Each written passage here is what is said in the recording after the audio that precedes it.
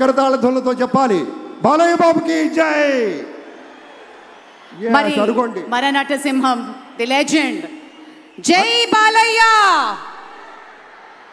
అలాగే మరొక మాట ఎవరో తెలియంది కాదు, అడ్రస్ చెప్పుకోవాల్సిన అవసరం లేదు, కానీ ఒక మాట మనవి చేసుకుంటే తెలుగుదేశం పార్టీ వ్యవస్థాపకులైనటువంటి శ్రీ నందమూరి తారక రామారావు గారి ప్రియపుత్రుల్లో ఒకరైనటువంటి మన బాలయ్య బాబు వారి నుంచి సంక్రమించినటువంటి కేవలం అభినయ కళ మాత్రమే కాదు, ఒక యాక్టింగ్ అనేదే కాదు, ప్రజాసేవని కూడా పుణికి పుచ్చుకొని హిందూపూర్ నియోజకవర్గం నుంచి ముచ్చటగా 3వసారి ఎంపికైనటువంటి మన ధీరుడు, మన యోధుడు ఎన్ని హ్యాట్రిక్ విజయాలు అందించారు, ఎన్ని చిత్రాల్లో మనకి తన యొక్క సామర్థ్యాన్ని చూపారో మనకు తెలియందే కాదు. అదొక్కటే కాదు పెద్దలారా, బాలయ్య బాబు గారి గురించి చెప్పుకుంటే బసవరామ తారకం ట్రస్ట్ పేరిట ఆయన అందించేటువంటి సేవలు అనుపమానం, అద్భుతం.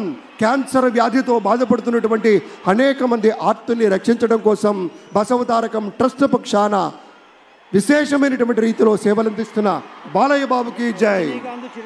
అలాగే మన తమిళనాడు నుంచి ప్రత్యేకంగా విచ్చేసినటువంటి గౌరవనీయుల శ్రీ రజనీకాంత్ గారు విచ్చేశారు, నిరాడంబర యోధుడు.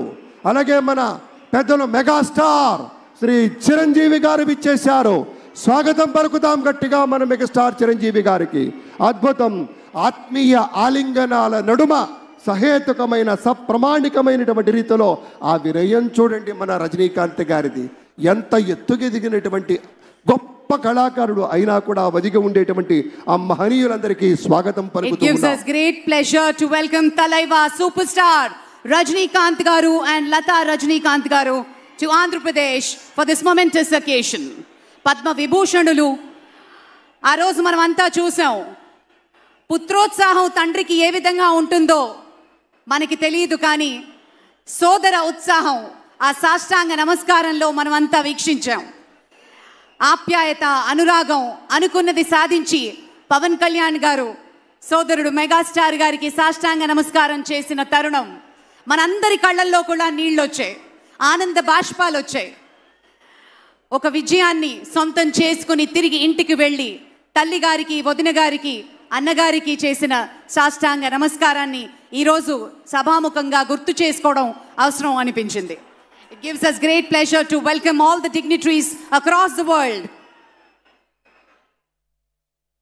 ఇప్పుడు ఒక సాంస్కృతిక అంశంలోకి వెళ్లే ముందు ఒక ఆడియో విజువల్ ప్రెజెంటేషన్ ప్లే చేయవలసిందిగా టెక్నికల్ టీమ్ ని రిక్వెస్ట్ చేస్తున్నాం.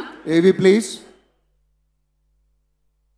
ప్రజల నుదిటి రాతను మార్చిన నాయకత్వం శ్రీ నారా చంద్రబాబు నాయుడు.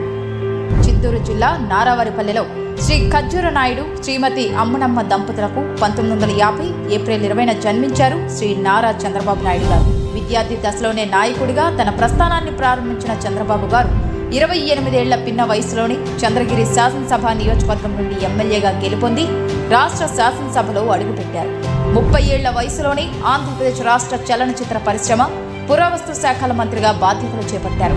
1995 సెప్టెంబర్ 1న ఉమ్మడి ఆంధ్రప్రదేశ్ ముఖ్యమంత్రిగా ఆయన ప్రమాణ స్వీకారం చేసే నాటికి శ్రీ నారా చంద్రబాబు నాయుడు గారి వయసు 45 ఏళ్లు. ప్రజలు వేరు, ప్రభుత్వం వేరు కాదని, ప్రజలే ప్రభుత్వమని అంటూ ప్రజల వద్దకు పాలనను తీసుకువెళ్లిన మొదటి ముఖ్యమంత్రి ఆయన. చంద్రబాబు గారు అధికారం చేపట్టే నాటికి